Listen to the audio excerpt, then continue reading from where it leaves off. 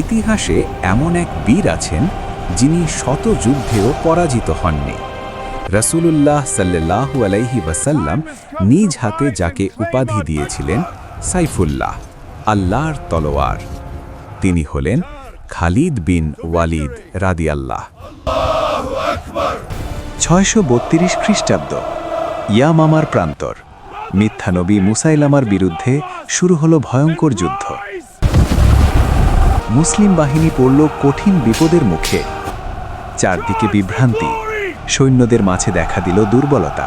ঠিক তখনই সামনে এগিয়ে এলেন খালিদ বিন ওয়ালিদ রাদিয়াল্লাহু। তিনি দৃপ্ত কণ্ঠে ঘোষণা করলেন, আজ পিছু হটার দিন নয়।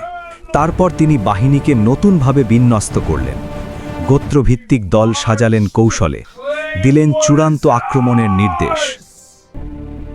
মরুভূমি কেঁপে উঠল।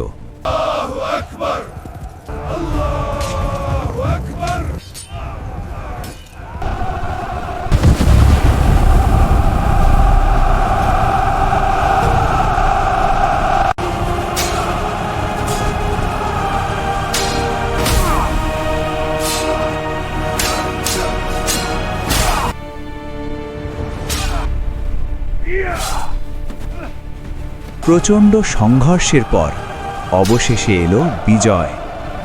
মিথ্যার পতন হল, সত্যের পতাকা উড়ল আকাশে।